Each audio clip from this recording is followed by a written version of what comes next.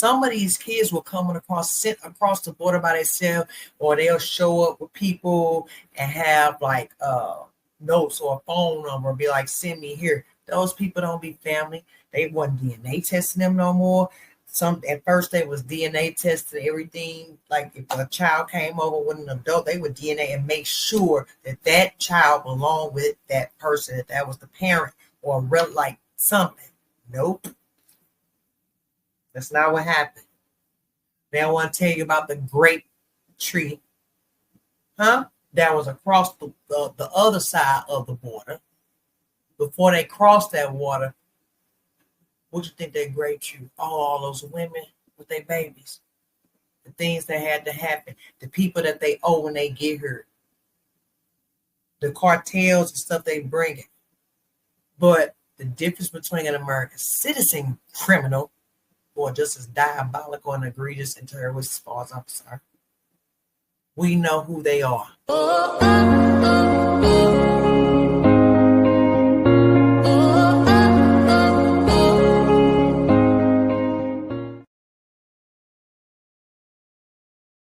Hey guys, welcome back to my channel. My name is Nikki. I'm just another brown girl in America, and I am so happy to be here with you all today. Welcome back. Like I said, all the time, if this is your first time, welcome back. We friends. Hey friend, I love you so much. Thank you for continuing to support me and pushing me through this journey that we are all going through, okay? And if you're new to this channel, I'd like to say welcome. You are my friend, and hopefully you will stay that way, okay? At the end of the day, we are here for open dialogue. We are here to figure this whole thing out called America, okay? In the world of politics, social issues, and all that good stuff. So, with that being said, I just want to decompress for a little bit, okay? In this video, we're going to decompress and we're going to woosah. Because everybody needs a woosah sometime, okay? Stop. Take your time. Breathe. Somebody needs to hear this right now. I don't know why I'm saying this. Breathe.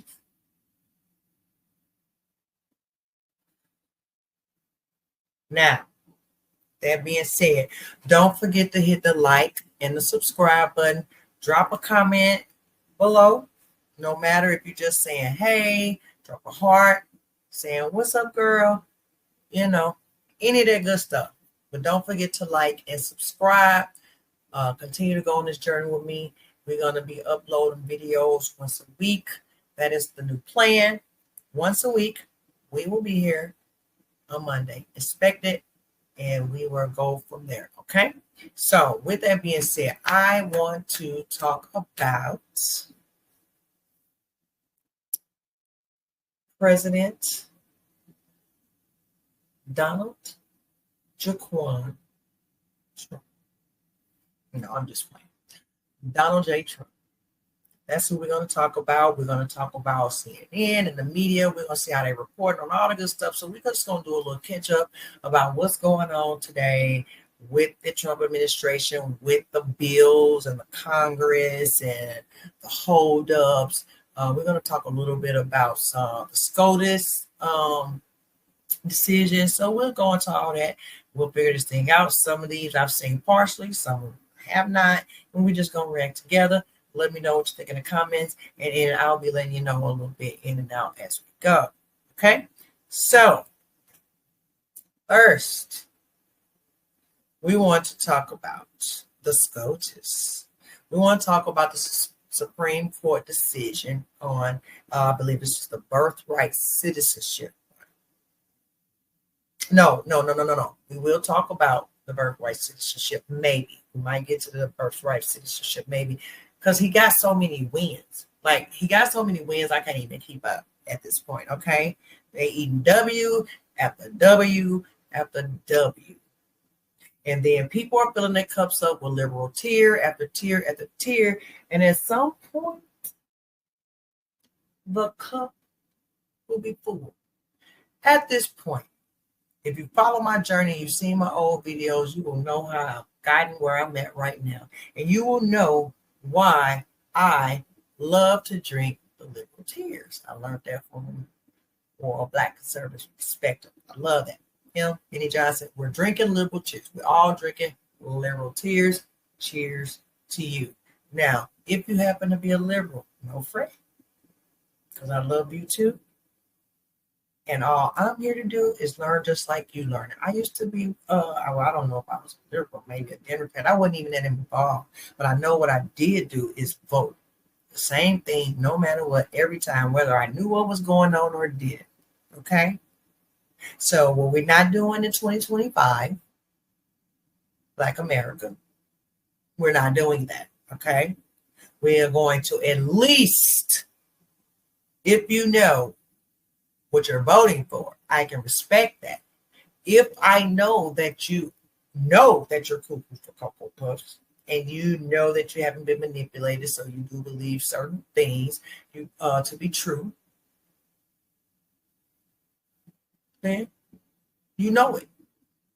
But what I don't like is people who act like they know, don't follow politics, don't care, disenfranchised, could think care less about it until it's time for like an election. Media tell you to not like something or to go against something. But I know that you don't even care. You just want to be outraged to be outraged for no reason.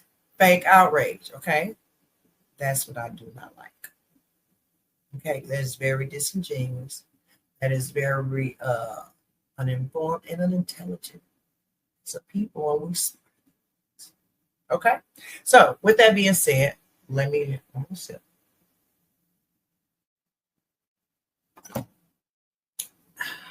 Liberal tears. All right, so let's talk about the SCOTUS decision, not on birthright citizenship, but this will be on all of these liberal judges across the country trying to be the president of the United States. And that's what we cannot have. We cannot have judges, small district judges all over the place trying to stop Trump's agenda because the Democrats have already put them in place. Chuck Schumer already said this. I'm not going to the video. I'm not going to find it. You can go research it yourself because that's what we're here for, okay? He already said that a year or so ago or something like that. Now, if you expected me, and I'm going to say this right now, I'm going to give you a disclaimer. If you expected me to be intellectual and politically correct and all that, you come to the wrong place because I'm a real person, just like you. And we don't talk like that. We don't act like that. Okay? And that's not to say that I'm not educated or uneducated. That's just to say I don't operate in this space. Okay? Now, with that being said, I lost train of thought on whatever I was ranting on. But with that being said, what we're going to do is we're going to take a look at, and I wanted to go to CNN, okay? So we're going to go to CNN because we want to see, and you know they're biased, okay? CNN is biased. We already know this. That's okay. We need to get all perspectives. But what I want to do is go to CNN because I want to see how they are reporting on this. See how they feel about it, and then we will go from there, okay? And then we'll check out some other things from Fox. So we'll get both perspectives. You can make up your mind. Drop it in the comments. Don't forget to like, share, and subscribe to all your family and friends. Share this to all your family and friends so we can get out the Democratic plantation. See how they report on this decision, see what they have to say, and then we'll give my commentary and go from there. All right? So, without further ado, here we go. What are you gleaning from it?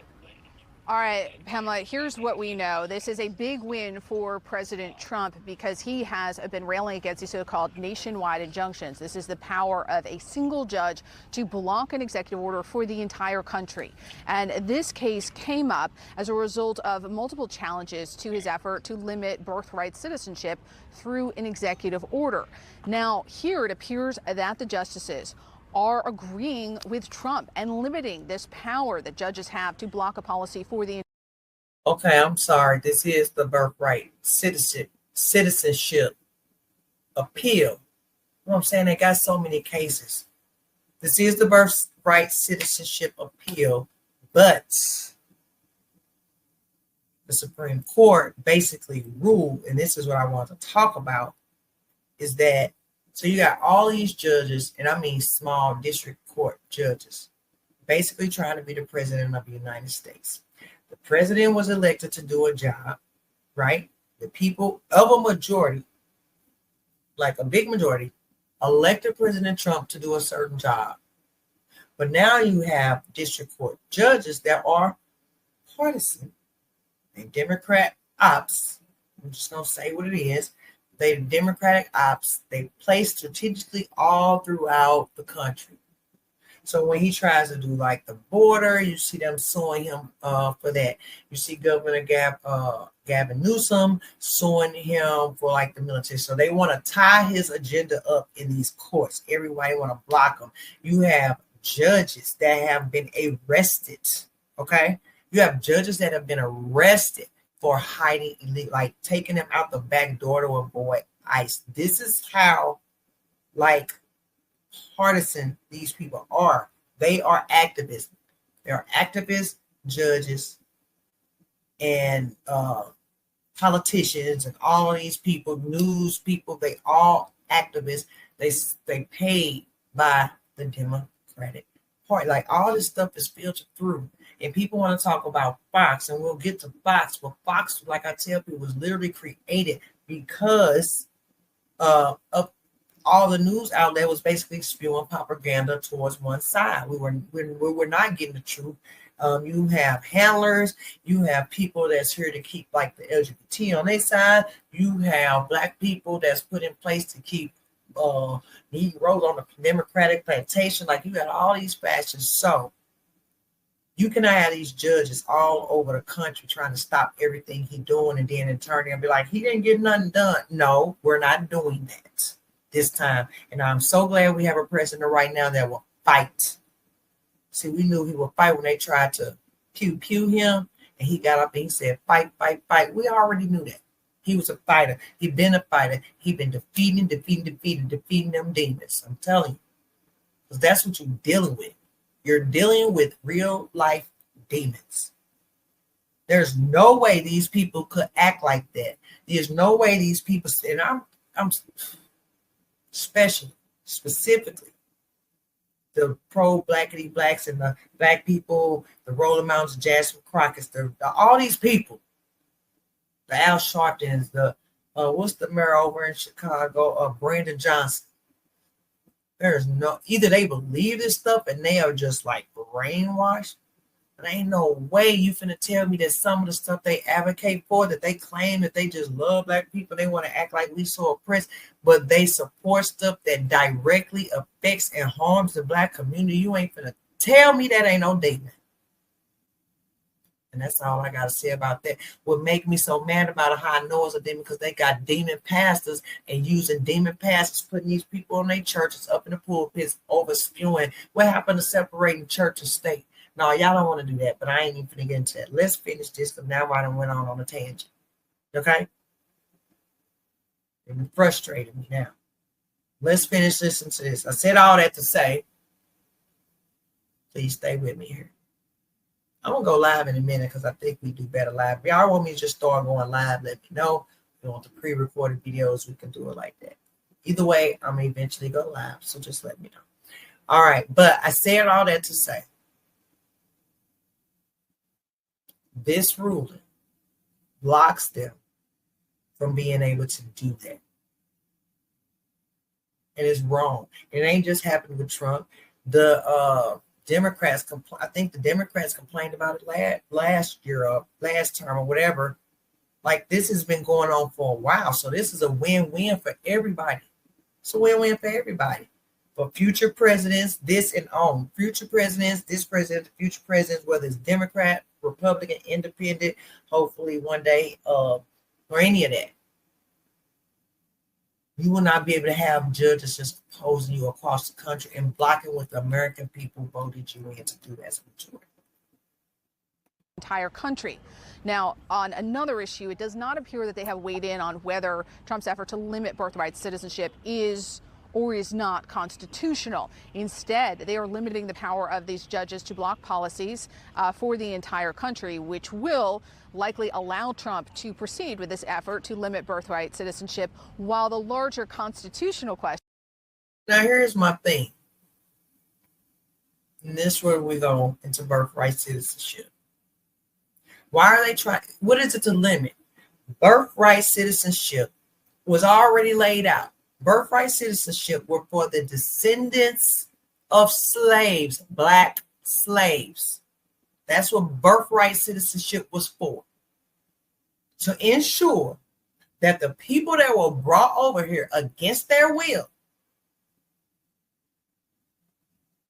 get that? Against their will. Those people, yes. I'm sorry if you heard that. That was my dog. But against their will, to ensure that those babies that they birthed while they was here, that they were raped, whatever child they had, however it came about, to ensure that those babies were citizens of the United States of America. That's what birthright citizenship was for. So that's why I say I don't understand why you got these black folk, these big high-end folk that, you know, the elites, the bourgeoisie, the boule. Why you have them advocating and about these things? When I know these people know this stuff. The Roland, especially like the Roland Martins, the Al Sharp, they know what birthright citizenship was for. But you would sit here and act like it's a whole problem because it's Trump. You advocating against it, like you literally trying to change that. That ain't what it was intended for people to swarm over here, criminals, all type of people, or people to sneak over here or get trafficked over here. They drop a baby and all of a sudden they're a citizen. No, that's not what it was for. And I am so glad this is coming up because I didn't even know that before. I thought birthright citizenship was just birthright citizenship. And I'm sure whether you like to admit it or not, you thought the same too. But until these subjects start coming up and until the president start being like going hard on what was supposed to be done and what's in the books of the laws, that is not true because people have to start doing their research. See, that's what I'm saying. Once you get off that mental plantation and start trying to figure this thing out like we doing right here and we're going to do together, don't forget to like, share, and subscribe. We're going to be all right. So with that being said, and he said that in a couple speeches, like that's what he's fighting for. And they try to act like he's sober, like they're fighting for you. He's not right. He's negotiating. They came to him. Ain't nobody thought about the Congo and Rwanda. Ain't nobody thought about that. They knew what was going on over there. They knew them people was getting taken over by warlords or whatever they got going over there, chopping people. I don't even know. Is that agreed? Like they knew, but nobody talked about it. So of course I don't know that much about it, but I knew, and it's been going on. We know that's been going on because of the movie Rwanda. This is the only president that brokered and trying to broker peace everywhere. Man, y'all better go on something going where. But whether he can do that are being litigated. Now, just to explain to you the significance of this, one of President Trump's lawyers told me this is the ball game for President Trump's agenda because we know more than any modern president, he loves to govern through executive action. And the majority of these have been blocked by lower court judges. So he has not been able to follow through with things he wanted to do on the budget, on mass firings, on immigration. So now that the justices are limiting the power that judges have to block those policies, this is going to allow them to implement these policies more quickly, though it is possible that some of these might come before the justices in 2 or 3 years with constitutional concerns. But right now, the question was really whether a single judge anywhere in the country could block an executive action for the entire nation. And here, in a historic opinion, the justices are limiting that power. And again, President Trump's lawyers have told me this is the case that they are watching. This means everything for the president's ability to govern through executive actions. Now, we'll say these nationwide injunctions, this is a bipartisan concern. These have plagued every modern president. But because President Trump does so much through executive action, he has faced the greatest number of these nationwide injunctions. So he and his Republican allies here on Capitol Hill, they have been railing against these. This is a pet issue for them. And now the conservative supermajority siding with President Trump and his Republican allies to limit this power from judges. A huge decision. So just to be precise, Paula, this was a 6-3 decision, 6 conservative justices, 3 liberal justices. Is that right? And it was authored by Justice Amy Coney Barrett. Now, some of her conservative colleagues did also opine concurrences. Reading through those, we have old school, the paper copy. It is very long. We're still getting through the whole opinion. So these are just the top lines, but this is enormous. This is yet another huge win for President Trump from this conservative supermajority. Now, we have been reporting since Trump took office in January that his lawyers were telling me, even though a lot of their policies were getting bogged down in the lower courts, that anything they could get in front of this high court, that they would ultimately win. And they were playing a long game. And this decision right here, this is proof that this long game they've been playing for the past 6 or 7 months, they've won, and they've won big time. All right, Paula, stand by. Yeah, because ain't nobody got time for that. Like, what are y'all doing? He is a fighter. You're doing too much. You're not on the right side of this, people. Like, you're literally not on the right side of this. At the end of the day, man, look, if you can't see by now, you really got what they call TDS. And for those of you who do not know what TDS is and noodle politics or whatever the case may be, that is what they call Trump derangement syndrome. Now, it used to be a joke a few years ago. It used to be a joke. But now I think this is a real thing because it clouds people's judgment.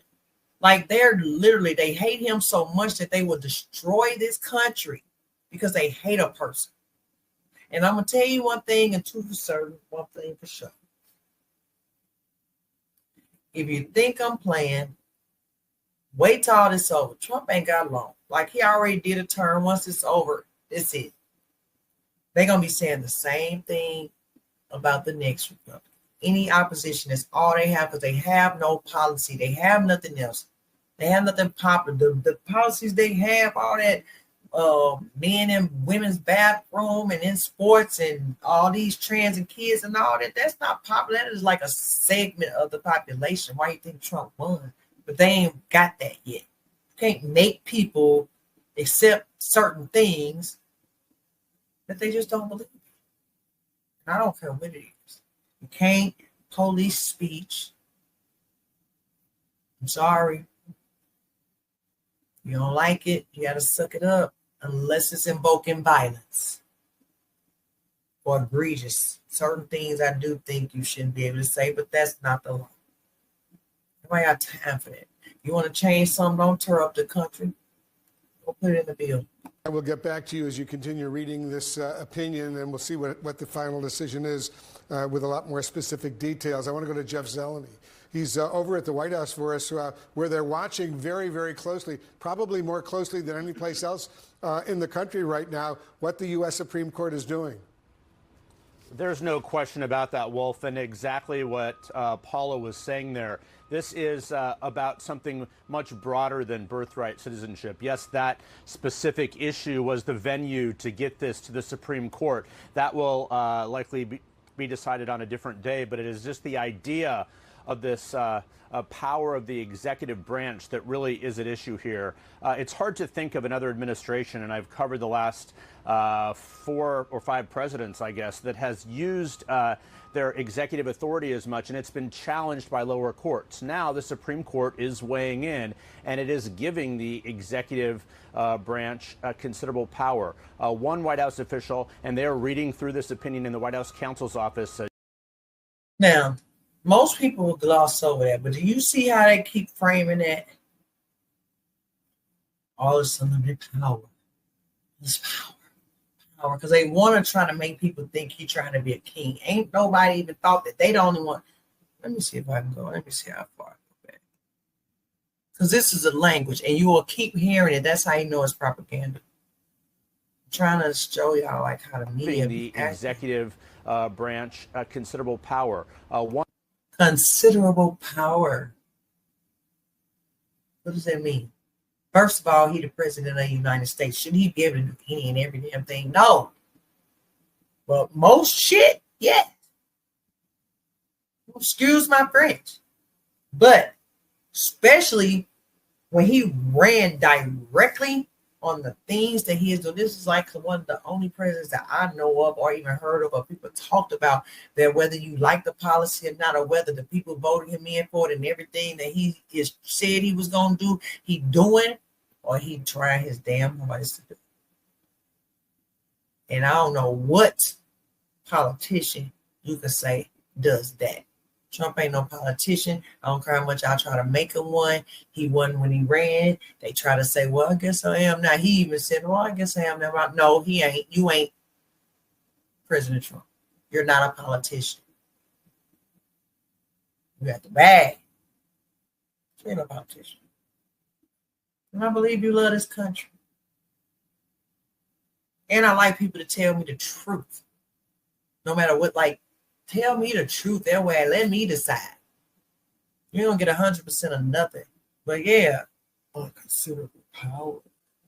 One White House official, and they're reading through this opinion in the White House counsel's office just as everyone else is, but is pointing to this line in Justice Amy Coney Barrett's opinion. It says this: when a court concludes that the executive branch has acted unlawfully, the answer is not for the court to exceed its power too. So basically, if the executive branch has exceeded its authority, a judge cannot also weigh in, a singular judge. So the White House is viewing this ruling as very consequential that could affect a variety of policies, a variety of cases that exist really across the spectrum of what this administration has tried to do. So there's no doubt, even though birthright citizenship was something the president long talked about, he campaigned on, this is bigger than that in a sense because it is broader, and it's answering a question, at least for the moment, about the power of the executive branch that many lower courts have raised into question.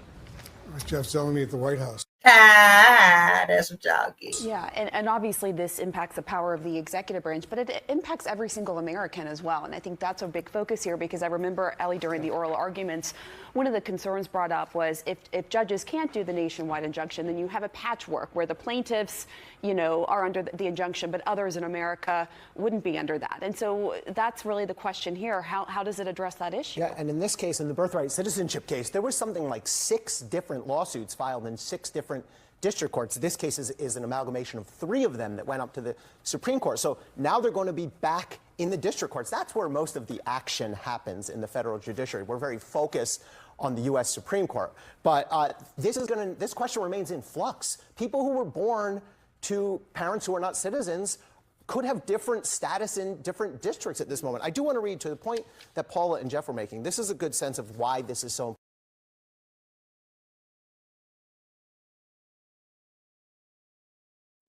You know what? I'll do it after this, because why is he saying this? Like, you see what I'm saying, how he keeps saying, well, the people that was born here, but we all know now, like, what it mean? Like, we didn't look it up before, but I strongly feel like we need to do that now. Like, we're going to look it up, we're going to read it for ourselves, and we're going to see, so we can see what plain eyes who it was for. I mean, I looked it up again. Important. It's a quote from the opinion. It's on page 5, written by Amy Coney Barrett. She's writing for the 6-justice conservative majority, an expansion of presidential powers, a reduction in the powers of courts. Here's what Justice Barrett writes. By the end of the Biden administration, we had reached a state of affairs where almost every major presidential action was immediately frozen by a federal district court. As the number of universal injunctions has increased, so too has the importance of this issue. And I think that's a nice encapsulation of why this is such a big win for the Trump administration. And not just Donald John Trump, the person, but the office of the president. Whoever comes next is going to get the benefit of this ruling too. And it's going to make it much harder, not impossible, but much harder for a single district court judge in Maryland or Wyoming or where have you to say, I'm blocking the president's action nationwide. It's going to be much harder to do that now. And isn't there a strategic... And that's how it should be. I don't care what president is like. Even if it was a Democrat that was in office right now, and the people voted him in, and it could like be one of the things they just doing what they were voted in to do, nothing illegal, nothing like none of this controversial. Yeah, it's gonna be controversial depending on what party you in. But as long as they ain't doing nothing illegal and whatever breaking whatever law, like who are y'all? Are you kidding me right now? Like, who are you, district judge, to tell the president of the United States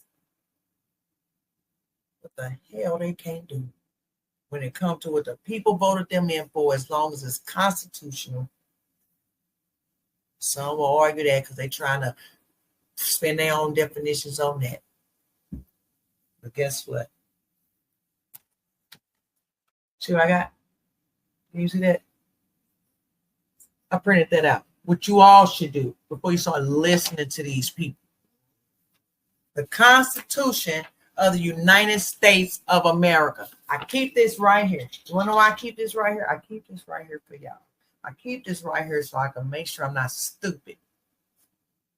And I keep this right here so they can make sure that they don't pull no wool over my eyes like they've been doing for the last, I don't know how many decades to our families. So, with that being said, we're done with CNN.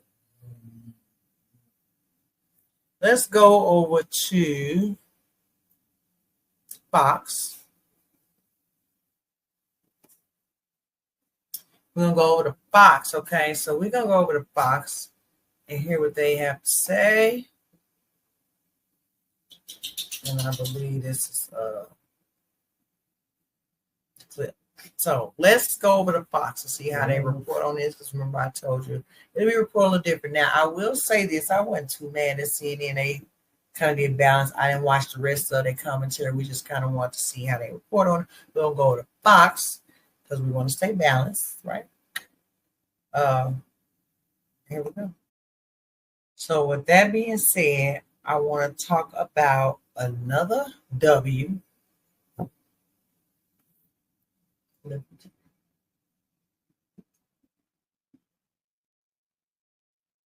If you need your liver tears, look at your cup, collect them, wipe your mouth, stay ladylike, and then put them down. So, W, another W. Stand this. Another court battle. Now, I don't know if you all remember if you were following. They were also suing him all over the country because they were mad that they were shipping criminals and people who have done horrible things to women and children and all of these egregious things after they had already snuck into the country illegally. Now, the libs are outraged, were outraged, or were really finna be, because they sending them to prisons in other freaking countries that will accept them because their own darn countries will not. Because people have heard and they were trying to mock him and say they emptying out the insane asylum. If you want to talk about the book, like go back to some of my earlier videos. I was definitely, I'm still new at this, but like, so don't let like the image and all that. Just look at it, listen to the information. Don't judge me. But if you go back to one of them videos, I was following the border like it was crazy. They would not be doing this. So, I mean, there's some people like we got criminals. We got some crime. I am not far removed from that. You want to know how I'm not? Guess why? So, with that being said, why we need more? That's just the surface. Like, why? Why would you come over here illegally? Do all this? stuff you did, especially for these women, trafficking and all this stuff with these kids, like people ain't talking about that enough. I don't understand why people not talking about them kids that's missing. But they also not talking about some of them kids, a lot of them Trump found, that was missing under the Biden administration because they was sending them to these, what they call them, shoot, dismiss me. I think I'm tipsy on liberal tears. Sponsors. Sending the kids to the sponsors. Some of these kids will come sent across the border by themselves, or they'll show up with people and have like notes or a phone number, be like, send me here. Those people don't be family. They wasn't DNA testing them no more. At first they was DNA testing everything. Like if a child came over with an adult, they would DNA and make sure that that child belonged with that person, that was the parent or like something. Nope. That's not what happened. They don't want to tell you about the grape tree, that was across the other side of the border. Before they crossed that water, what you think that grape tree? All those women with their babies, the things that had to happen, the people that they owe when they get here, the cartels and stuff they bring it. But the difference between an American citizen criminal or just as diabolical and egregious and terrorist as far as I'm concerned, we know who they are. We got socials. Even if we see them, we got all these ideas. We don't know who these people are. They wasn't vetted at the border. They wasn't none of that. And when I say, and this is just my opinion, they do way more egregious stuff at a more rapid and higher rate. So we talking about crime in the Black community and what are people doing to each other versus what they doing to whoever. It's a little bit egregious. It's like disgusting. So I don't know. But with that being said, these people were so mad. They fought, sued them again because they're shipping them to third world countries, shipping them to prisons, hard prisons, probably the ones we should have that were deterred. So with that being said, we're going to go over to Fox. We're going to talk about this and we'll get a perspective on their side on how this goes. And that the Trump administration can continue deporting migrants to third countries without prior notice.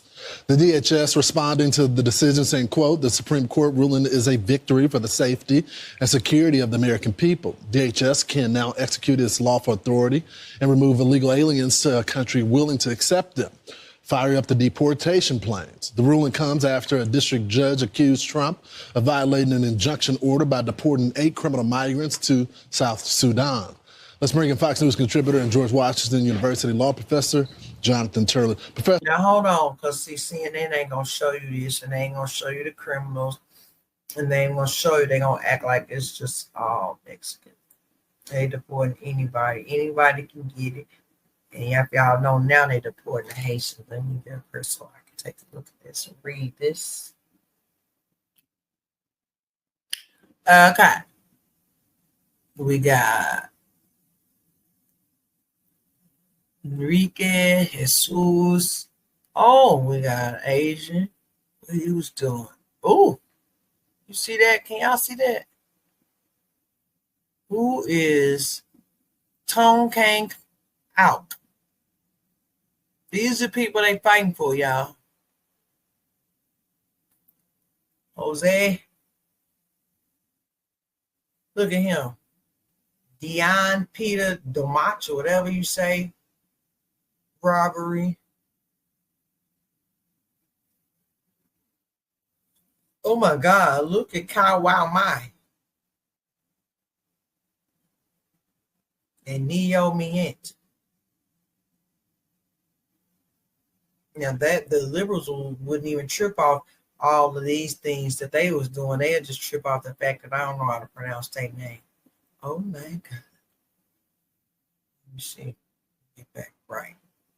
I don't even know how that look on the video, but I just wanted to show y'all that close up. But yeah, some more. 8 criminal migrants to South Sudan. Let's bring in Fox News contributor and George Washington University law professor, Jonathan Turley. Professor. Anybody could get it, basically. That's what Trump. You hear illegally. First of all, you hear illegally, you got to go. But you commit crimes and all that, like them egregious crime. Oh, we don't I don't really give a damn right. So thanks so much for joining the program.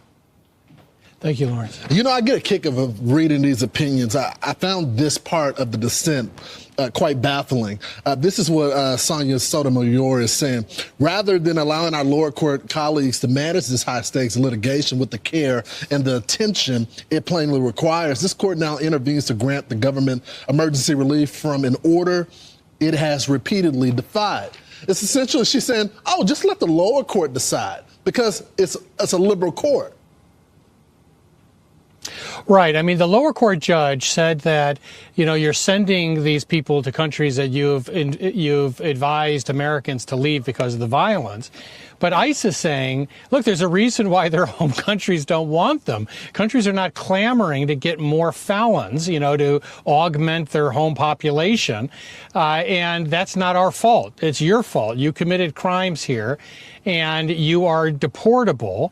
And we're not a travel agency. So if your home country doesn't want you, then we're going to find the next best option.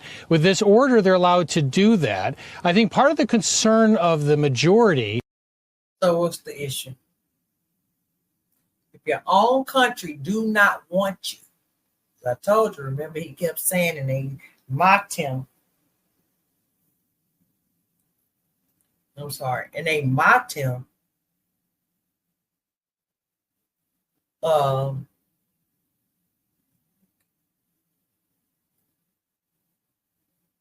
they mocked him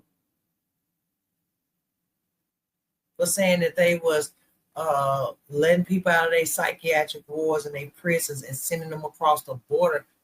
I don't believe he just was saying stuff, because what I have learned about President Donald J. Trump is that when he say something, no matter how he said, or it might be funny, or it might be like insensitive, as far as some people concerned, or sometimes as far as I'm concerned, I don't agree with every damn thing nobody do or say.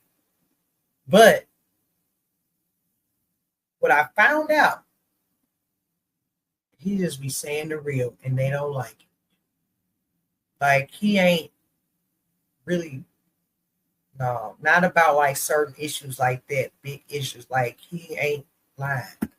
Is that judges seem to be throwing sand in the works. We just had the Biden administration allowed millions into this country. And once they were here, a lot of people said, well, now they're here and you can't deport them in large numbers. You have to give them hearings. And at every stage, these trial courts have said, well, you need a hearing for this as well. For the Trump administration, that makes the task impossible to try to deal with the millions that were allowed in over the last 4 years. So, Professor, is this a temporary decision, or does this put this issue to bed? Well, I thought this would be a private conversation, but you can tell Brian, I know he raised that, that indeed this is temporary in the sense that the Court of Appeals decision will go forward. But in granting this relief, the majority has signaled that they do not believe that they're going to prevail on the merits here. And in the interim, the government is correct. They can resume their earlier position, which means they can resume these flights. So, Professor, I guess the big question is, because we noticed that a lot of the progressives are using the courts as a defense here. What do they do now that this has been ruled on? Well, we're seeing, as you know, Lawrence, this is a full court press among advocates for these individuals, and they are attorneys. They're trying to find every angle to help their clients. But they're going to many of these favorable jurisdictions and favorable judges, like the one in Boston, and they're issuing these injunctions. On Thursday, we may hear from the Supreme Court on possible limits on injunctions going forward. It's going to be an enormous decision, potentially, for the administration in the immigration area as well as other areas. The court could very well say, enough. We're not going to have individual judges now freezing the entire United States government on critical programs like this. I cannot wait for that because it's been out of control. And that's what he did. That's what they did. That's what was done did. Done did. Done. That was the first video you saw. So that's done. Another W. Cheers. Now, I want to talk about the big, beautiful bill and some possible holdups, okay? We're going to go over here. I believe it's political. And they're going to talk about the big, beautiful bill. So with the big, beautiful bill, what's happening is right now, and this is the bill, this is like the massive, like the what Trump ran on, the no tax on tips, no tax on overtime, some special provisions. I can't remember. I don't believe, and we're gonna look into this video because I believe they do address this and show a list, but of course, can't never trust everybody. But we're gonna look at it. I can't see why they would just sit there and put a fake list up and then I list everything. So we're gonna take a look at that. But I know he ran on the no taxing the Social Security, but I think people were blocking, or I think it's something like special that might take longer to where he wouldn't be able to do that. So it was some type of other incentive that is given to the people with Social Security. They will try to frame it as tax cuts for the billionaires. I'm not sure about that. Now, I don't mind giving rich people a break, or I'm not against capitalism because I firmly believe, like, and even experience, I've heard bosses when I've been in meetings, I've been a manager before, I've been in these rooms where they're making decisions on budgets and stuff, and a lot of times, like, if they find room, if you're working for good people, if they find room and they say, oh, well, this isn't happening, like, you will get incentives, you'll get bonuses, or you get a raise, they could pay more, things of that nature. All the things that the Democrats say they won't. Like, higher, like they get paid more, bonuses, people could do better, the economy thriving. So, plus, not to mention, because they'll be like tax the billionaires and well, they don't say millionaires no more because a lot of them are millionaires now. So they changed the narrative from millionaires to billionaires. So it can't be like, oh, well, I'm not a billionaire, because no, you're a millionaire now. But when you was broke, you was like millionaires. They already pay a majority of the taxes. If your taxes are taxed by a percentage, common sense would tell you that the people who make the most money are paying the most taxes, and the people who make the least money are paying the least taxes, so they're going off percentages. And the people that ain't doing a dang on thing but always running their damn mouth, they pay zero taxes. So that's how that works. Now, we're going to talk about the big, beautiful bill because there are some holdups and there are some GOP holdups, which is fine because people got their concerns. I understand that. We are not a cult, as some will try to have people to believe that conservatives are a cult, or I ain't going to even say conservative because I'm independent, but I am conservative leaning, and I'm not going to lie. Most likely I'm going to end up changing my vote to conservative, but we'll see how this goes. Okay? But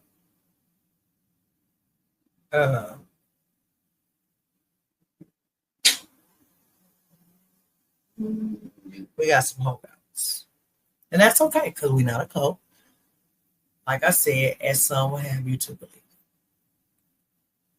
Now, they're the cult because you will never see them dissent from one another. You might see a few John Fetterman. They don't like if they do dissent, or if they do kind of more, oh, they will ostracize you. So the tolerant, loving party is really not so tolerant and not so loving, especially if you don't think like them. But let's go up here to make sure.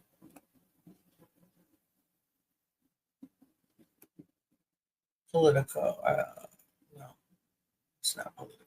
But we're going to talk about the big beautiful bill. Mariana Sotomayor of the Washington Post joins us as well. And Mariana, you also walk those halls with Lauren and me every single day. This is what the speaker just told our colleagues on Capitol Hill. He said, it doesn't make it easier. This is the ruling against a key portion of the bill that was just struck out because it does not meet the budget rules. Of course, that needs to be met in order to pass the bill along straight party lines in the Senate, meaning just Republican votes. He says, the speaker said, it doesn't make it any easier to make it to the July 4th deadline, but hope springs eternal, and we're going to work around the clock to try to meet that deadline.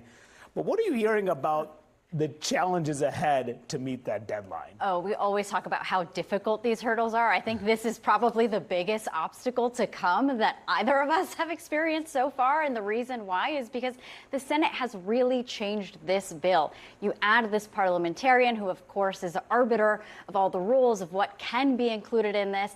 And a lot of things are being taken out. And it's really angering a number of Republicans on the House side. Obviously, on the Senate, that's the first hurdle. But House Republicans are really not liking how this bill has been changed. For the most part, the math is not mathing. Yes. And that really upsets the Freedom Caucus, who for years have been saying we need to reduce the size of the federal government and we need to reduce the deficit. You also have moderates. This bill does neither. No. And with more that we're seeing, including this latest ruling that the parliamentarian said on this Medicaid provision, essentially what it does is what she's saying is that you should not include any provision that would allow some of these states to pay for undocumented immigrants being able to access health care. That's been a huge talking point for a number of Republicans. It's going to make for an interesting afternoon where at the White House there's going to be. Okay, first of all, that's not a talking point. That's reality. Why should we pay for?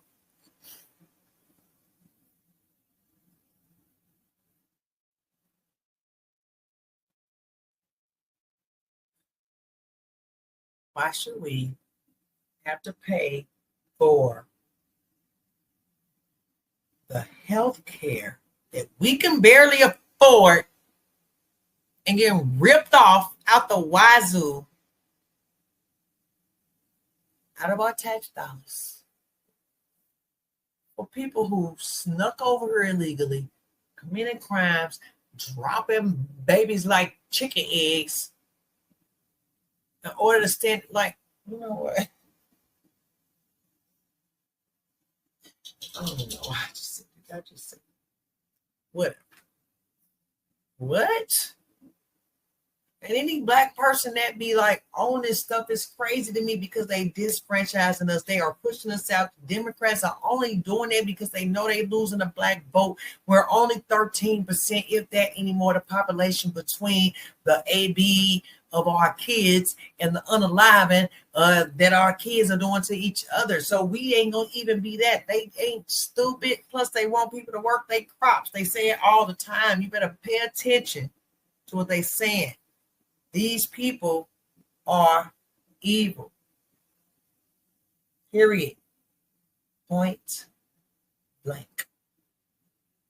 This huge messaging pitch where they're trying to sell this bill to the American public, all while both Senate and House Republicans are really bickering over a number of these policies to make it really difficult. And there's so much. This bill, we call it. Now, it is stuff in this bill, and I get that's why I say we're not a cult of monolith or nothing like that. Nobody is. Then it's like, okay, what is this? What is this? The bill need to be shrunk down. Now, I am an advocate, and I thought they were doing this last year, or trying to get some pushed last year to where they have single issue bills, because there is no way that you can throw all this bull crap in 1,000 pages or whatever the case is, where half of them ain't even read it because it's. Let's be realistic. A gazillion amount of pages, but now you got AI, so ain't no excuse. But before now, whatever, you got all this, all these different issues, and then they make like the issues that sound pretty big, but then you got all these little micro bullshit in it. See, at this point, I'm drunk off liberal tears because all of them do that. These bills, I don't give a care if it's Republican, Democrat, like when they go up in this Congress and they manufacture these bills, they put too much shit in one damn bill. Then that's just what it is. Why can't we have single issue bills? God damn it, at the minimum 3, the most 5, some shit somebody could read. Sorry, I'll edit that out. That's my dog. At least somebody could read. So in turn, what you have is when they're trying to get this bill pushed through, now the Democrats ain't never in their life wanted to read this whole bill out, but in order to stall this, and in order to do one of their tactics and do one of their performances, they held up this vote however many hours, and maybe we'll get to it one day, maybe we won't. There's no people doing it. But however many hours to make one of them read the whole entire bill. I think it was like 900 or something pages.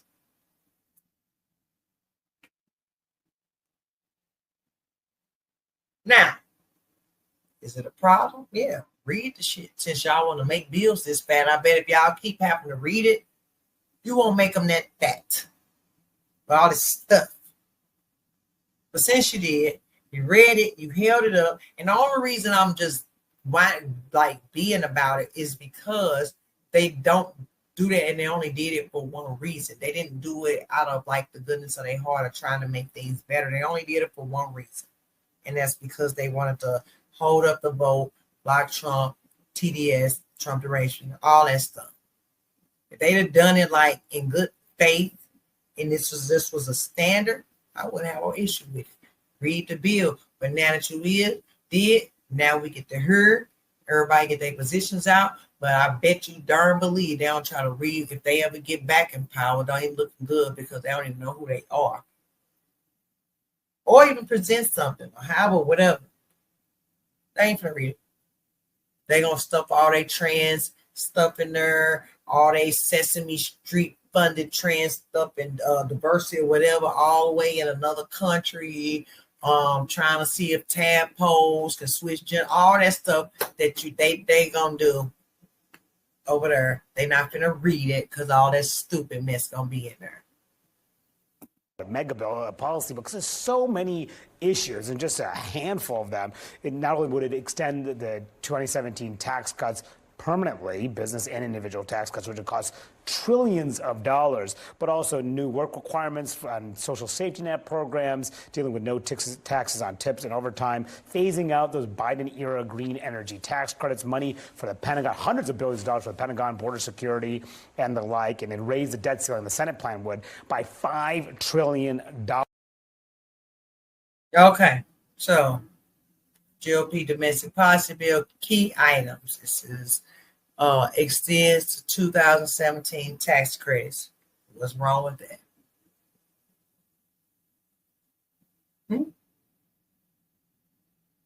Because I don't want to go in. If I'm not mistaken, I think something was less this year. It felt like it was, even if it wasn't.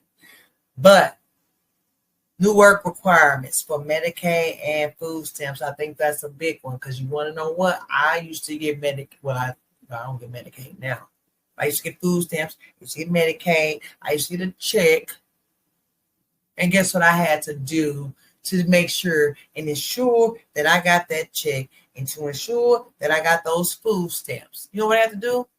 I had to, and Bill Clinton did this, a Democrat. Bill Clinton did all this. He put us on a 5-year. You only have to get 5 years of assistance. And with that 5 years, and this is a cumulative one, like 5 years straight, so it's 5 years total. So if you was doing what you're supposed to and you used it just when you needed it and not when you just was abusing it, it lasted. So, and I'm just going to say this preface. So what I mean by that is when this started, I believe like it was 1996 when Bill Clinton did that or something around there, he started the 5-year thing. My child that was born in 96 to my child that was born in 2008. When 2008 came, I still had funds left to use for him. Not like a month, but it was probably like a year or almost a year. You want to know why that happened? Because I worked. I didn't abuse it. When I worked, I didn't go get recertified. I didn't do all that. I let them know I was working and I didn't get it. I didn't need it. when I needed it, and I was a young mother. So we're going to put that in perspective. I was a young mother. I was 19. When I needed it, I got it. When I didn't need it, I did not get it. And that one didn't even have nothing to do with Clinton or the policy. It was just I didn't like them in my business, and I want to drive. And you know what else they made me do? The work requirements. What I'm going back to, we had to turn in work like we look for a job. I think the unemployment office still do that. Like you have to show or put something in saying that you look for a job. You had to do that to get your check. To ensure that you kept getting your check, you had to prove and physically drop it off to the office, to your physical case manager, not an automated system, not a phone worker, a case manager who will actually sometimes speak life into us and will encourage us to do better. See, you don't have that. They don't want that. No. They don't want that. They don't want the live case managers. But my point is, we had to drop that off.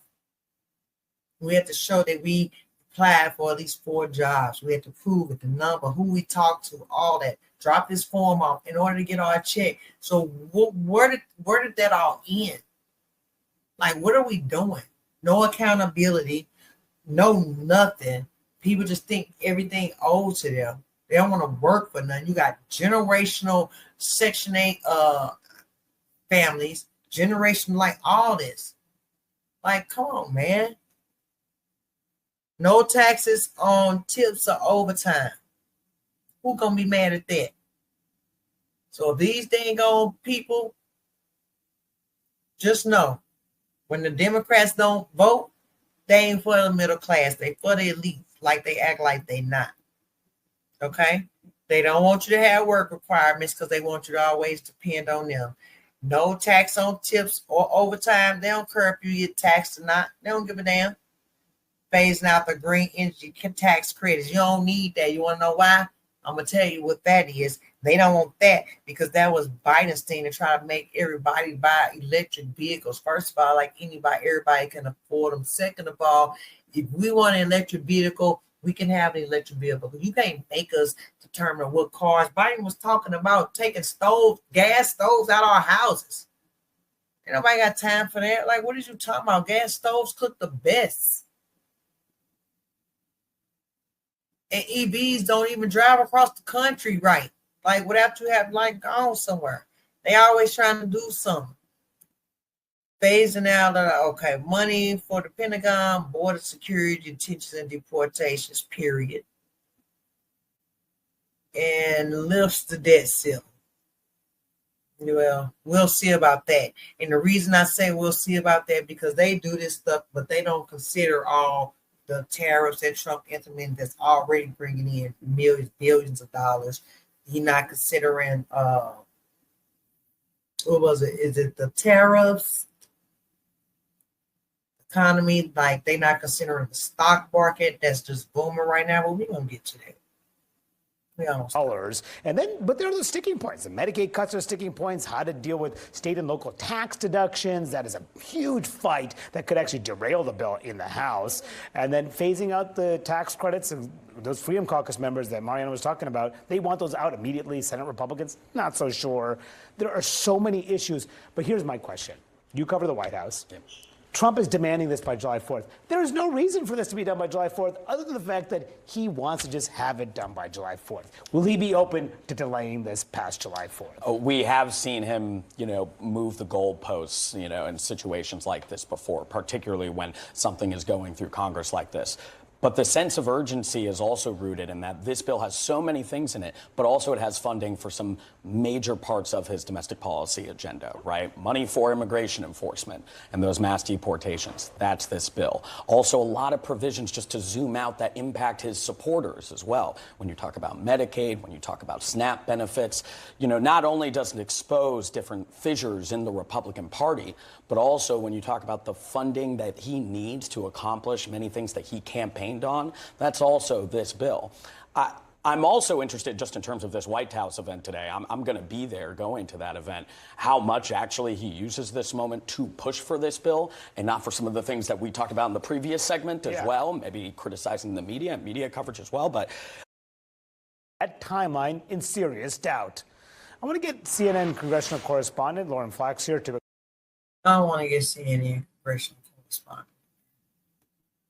What we're going to do is, but you're seeing that, you heard that, and that's CNN reporting on all this. They're always trying to like minimize what's going on. Ain't nobody studying them. Let's go over to. So, with that being said, we talked about all of that. CNN. We're gonna hop over to the 5, but we talked about all this opposition, just doubt and all this. But I did want to show you this clip of this one guy, and almost accidentally showed it to you earlier, but I didn't want to do it in that sequence. But I want to show you, because this is a prime example of TDS. No matter the wind, no matter what's going on, listen to this. I'm not even going to tell you what he said. I'm going to let you hear it for yourself. You let me know in the comments what you think about it, and we'll go from there. At a record low, do you give the Trump administration some credit for that? No, I don't give them credit for that, because border crossings are low because they're violating the law every day. They are not allowing anybody to come here to apply for asylum. So it's true, there are very few people crossing on a daily basis, but that's because the Trump administration is violating the law.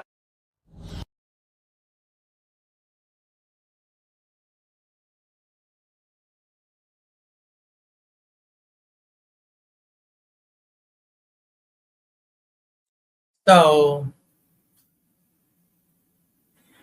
the border being at a record low, and I don't know how long, in decades, is an issue now. Because now,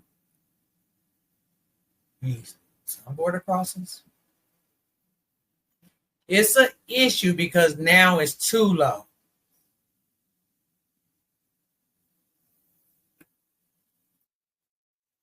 How y'all be listening to this? I just don't get it. Like, I don't understand how. This is really interesting. You know, Dana, as I watch this, I always think, what advice would you give Chris Murphy? Because, you know, if you're looking at an issue that 80% of Americans think is out of control, and this is the outcome that they want, isn't it better for him to admit that and then move on to, and here's how we would make it even better? This is the thing that I don't understand about Chris Murphy or any of the Democrats right now is, why aren't they pulling together and saying, what could we go to Trump and ask for that we want? Right? Because he's willing to meet with anybody. Yes. And if they went to him and said, would you work with us on the Dreamers? I know, please forgive us. You were going to do it in 2017. We were wrong. We would like to try to do it now.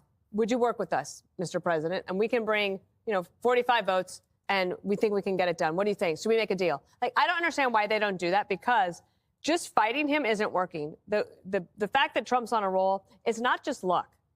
These pieces have been put in place over time. So last week, yes, huge Supreme Court wins, but also how did that happen? Because in his first term, he was able to say, let me work really hard with McConnell and everybody else and get these judges in place. Now, a lot of conservatives might have problems with this justice or this justice, depending on the case. But overall, I think that the fact that there's a conservative-leaning court is serving the conservative party well. Yeah. It is certainly serving President Trump well. In the meantime, the Democrats have nothing but this new guy. What's the best thing that's happened to the Democrats so far? I think it's a terrible thing, but the only...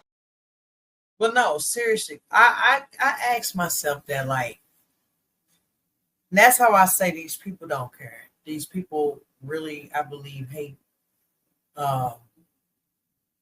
President Trump more than they love this country, or more than they love the people that they claim to serve.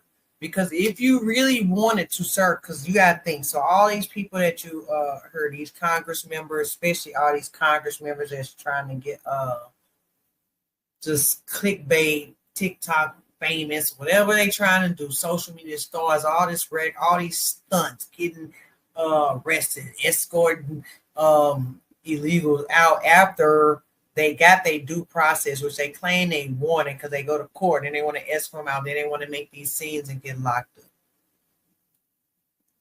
These people come from all different districts of states. So like multiple people from different states, but different districts. What are they doing for their people? Like their actual job is to advocate for their constituents, which is the people that voted them in their districts. Anybody that knows anything about Trump, whether it be his pride, whatever it is, he's reasonable and he's a deal maker. He's a businessman. And he is not like freaking thorn-hearted like they try to make him seem. And they know for a darn well fact, if they went in there and made a good case, now no cuckoo for Cocoa Puff stuff. See, the problem is all their policies are cuckoo for Cocoa Puffs. And the things that they want to do are just unacceptable. Okay? But if they had something reasonable, like she said, go in and be like, look, not even on this federal shit, like they own constituents. It's so many small things that could be done in their districts. Like I live in a liberal city. I live in a Republican state, but a liberal city. And certain things, if they just had an open mind, like, boy, if I was to murder this doggone city, I'd be advocating for my people. I'll be making deals. Okay, what can you do? What can you do? Okay, well, what can we do about this? This neighborhood, this destitute, this is that. Can we get this? How can I help? Like, come on, man. What are we talking about? This is not how this goes. This is not how any of this goes. It's freaking wrong, man. The only exciting news that they have is Mamdani. Yes. Everything else they have is Biden cover up. They have no policy. They can't get any wins. This big, beautiful bill is going to pass. They've got nothing. The border is secure. And I think the other thing is people are looking at this saying, wow, elections really have consequences. If you live at the border, wow, it's amazing.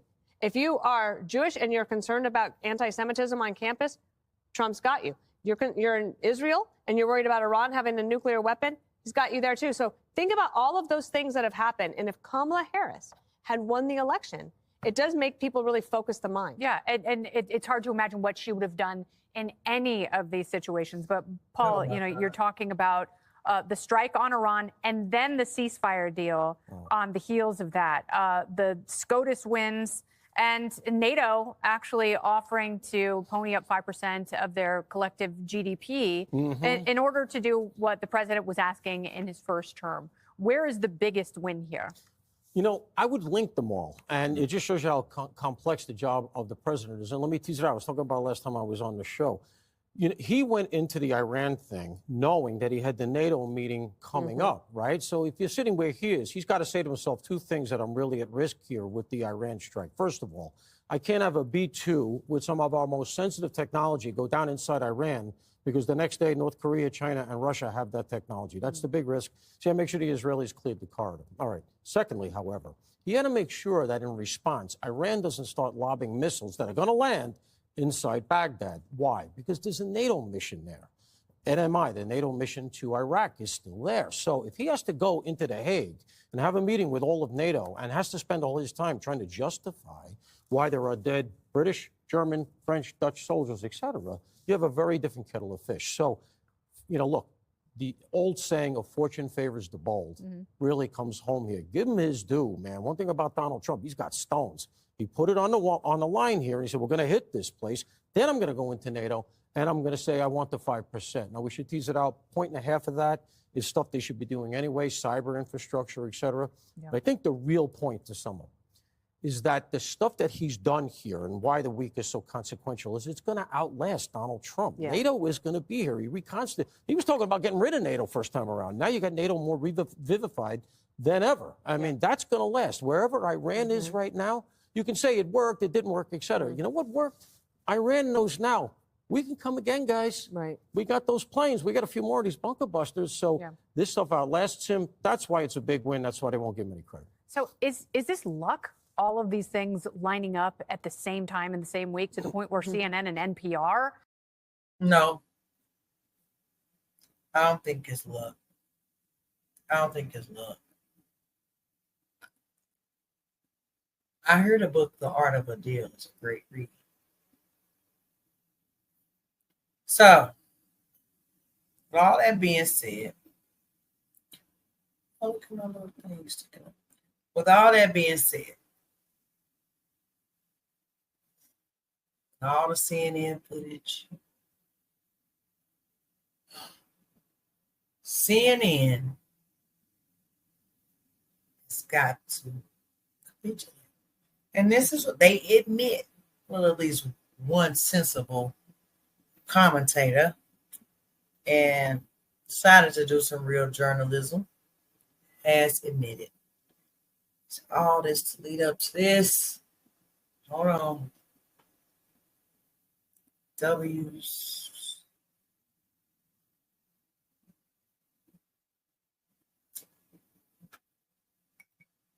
Libertarians. This has got them so upset. So, Michael, something, whatever, from CNN, he actually did a really good analysis on last 2 weeks, W's. They have to admit it, and people are not happy. So, without further ado, here you go. About voicing my disagreement here with President Trump. We're doing. All right. President Trump is having a moment. I'm Michael Smerconish in New York City. The first 5 months of Trump 2.0, they're in the books.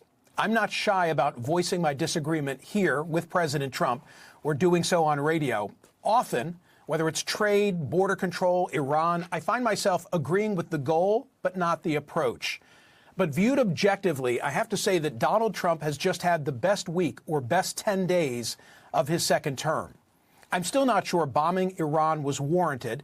As I said last week, I'd have liked to have seen the evidence of Iran being on the nuclear doorstep rather than take Prime Minister Netanyahu's word for it, especially in the face of what DNI Tulsi Gabbard had testified in March and what Trump himself was saying right up until Israel launched its strike against Iran.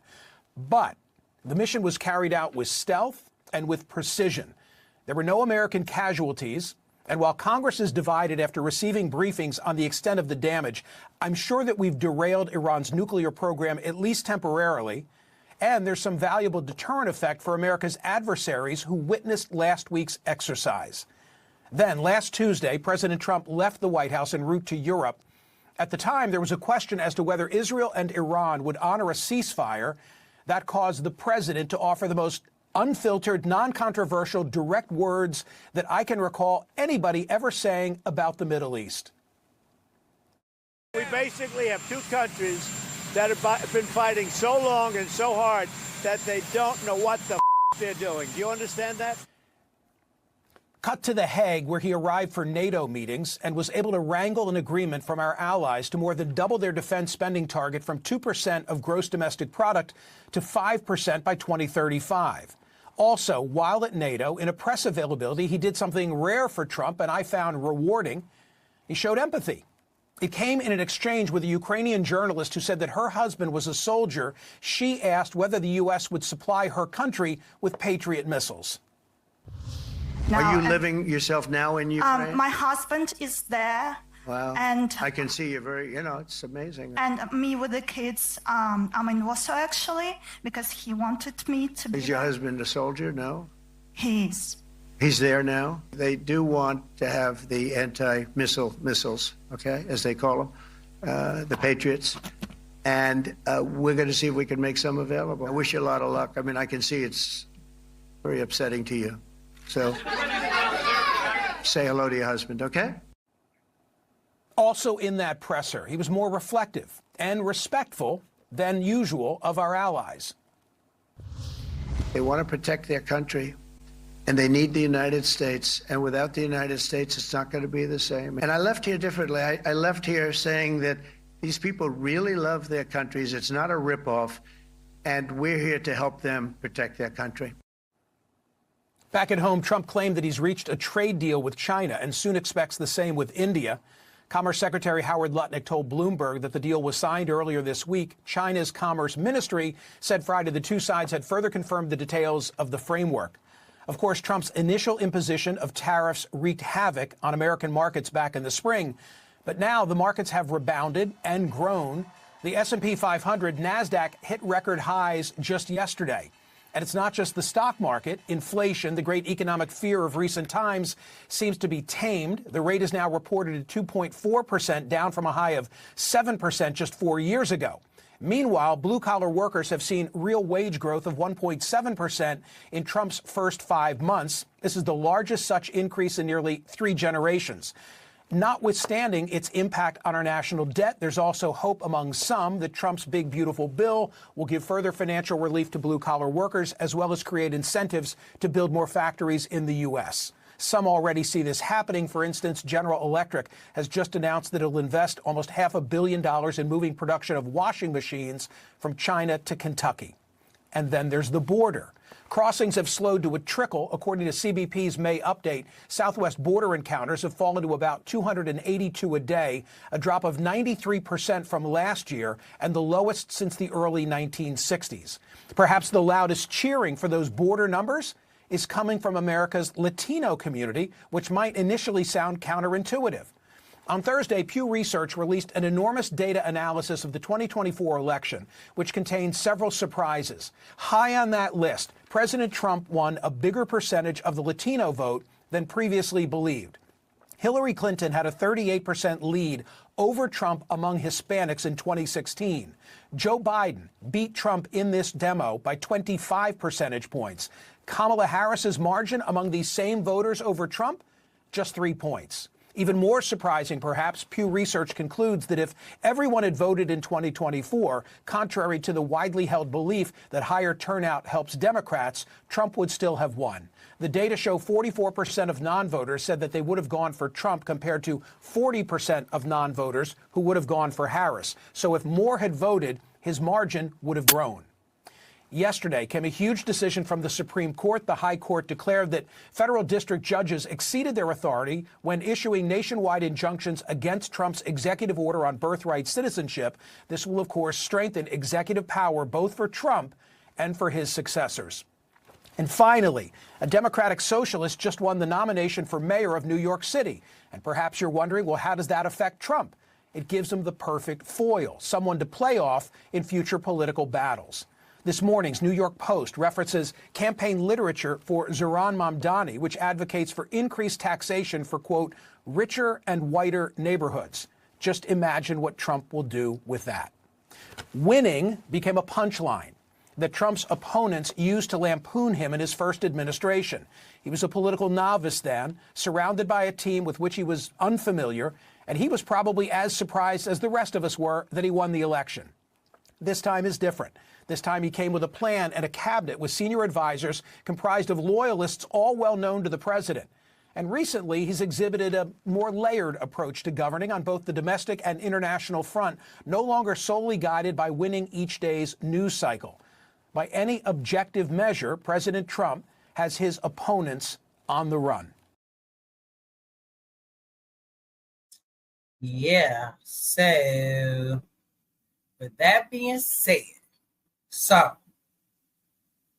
you heard that, you seen that, CNN, the op themselves, has capitulated. They don't want to hear that. They don't want to hear that. His followers don't want to hear that. Some of the comments, you go follow that, you go see it, you will see some of the comments. But let's just address a couple of things. First of all, when you're talking about the Democrats are mad. Like they all of this, but they mad about this strike because he didn't tell them. Why in the heck would he tell you? Why would anybody tell them anything the way they have displayed their hatred for this country? Seems like it seems like allegedly that they do not like this country. Like everything they do is against this country. Why would I tell you something? Why would I tell the media anything? Why wouldn't I have the smoothest, like you said, stealth operation of keeping the damn secret from y'all. So y'all can go run and tell y'all mouth split all on the news, tell Iran and be like, oh my God, Iran, he's coming to get you. Hide the news. Whatever. Also, I wanted to take down some notes, but I didn't want to miss nothing. Talking about, oh, he was respectful. You know, he was respectful. First of all, Trump always been respectful. He just don't play games. Respect us, we respect you. Don't respect us, we don't respect you. Don't act like y'all don't live y'all lives like that. Most of us, normal people on a regular day. You know, we talking about the markets. They say the markets are going down. The markets are amazing. They was like, oh my God, the tariffs. Oh my God, the tariffs. Now, I don't know much about stocks. I don't know much about, I don't know nothing. They ain't know much. I'm learning from my mentor. Shout out to AD. But I don't know nothing about this. But what I do know, I know green is good, red is bad. And what I have been seeing is green money. So what we got to do at this point is take advantage of every opportunity. When these people start panicking and you see the thing crash, the stock market crash, whatever, especially for y'all people who know what stocks is, buy. And then inbox me and be like, oh, brown girl, Nikki, you got to, like, this time, like, do it. Let me know. You know what I'm saying? Because we learned about this, but we're going to get our stocks up, we're going to get our money up, because ain't nobody going to keep telling us we are pressed, because we are not. We just need to know the game and play the game. This is chess, not checkers, baby. As far as the economy, I really don't expect that to do anything. I don't, personally. So we got a lot going on. I don't expect us, and stuff already looking good. The gas going down. A lot of stuff going down. The interest rates, I think that's what we need to do. But then you got the Fed, you know, I think his name Jerome, somebody, whatever. I don't know if it's Jerome because he's so right. Like, why would his name be Jerome? But anyway, he don't like Trump either. So he don't want to hold off. He don't want to like do his job. But he'll be gone. So in about a year, we'll probably see that. You know what I mean? As far as the votes of the Latinos, of course the polls are wrong again. The polls are always wrong because who y'all polling? But the Latinos understand. The legal Latinos who escape communism and escape what they came from, they know what's coming in. They not stupid. Y'all need to start paying attention to them and quit acting like they hate theyself, like y'all try to say that conservatives, black conservatives hate theyself. That is not true. We just know what's going on. We know what the problem is, and we know what's the destruction. And them people know what darn well they escaped from, and they don't want it over here. They know what they see. Stuff we haven't even fathomed to see. They escaped here and came here for a reason. The legal ones, not the other ones. The other ones need to come the right way. Yes, they're upset. They spent 10, 15, all these years trying to get legalized for somebody to just sneak over the border illegally for fentanyl and all this type of stuff. Not even the right reasons. I'm not going to say all of them not coming over for the right reasons, but a lot of them over the last 4 years because of what Biden did have. But you do have your dreamers, but you got to come the right way, man. Like, you cannot be coming over here dropping babies and thinking that's like, now I'm good. And then you don't even try to assimilate. You don't even try to make us think that you're trying to be American. You literally come over here. And then that just proves it with the last in LA. They was all over TikTok saying how they don't care about us. They don't assimilate to our culture. They don't speak. They don't do nothing. Like, come on, man. No. And about that, the New York candidate, I already told you, socialism is derived from Marxism and communism and cover it up. They use pretty words. Don't fall for it. If you have not heard about this Rawami or whatever his name is in New York, I'm sure we will cover that for another time because he a whole video because we got to deep dive into this person because if they did that, and it's these young people, if they did that, based off what they have been taught and indoctrinated in these colleges. I don't know. If he can win a general election, that's going to be diabolical. So we'll talk about that another time, but go look him up so you can get yourself familiar, because that's what essentially he is, who the Democratic Party is wanting to be. That is who's taking over the Democratic Party. And what he says might sound good, but it is not good. It's always dressed up, and there's no way that he could pull that off without having New York into a third world country. So with that being said, let me know what you think. I don't know. I'm just another brown girl in America. Again, my name is Nikki.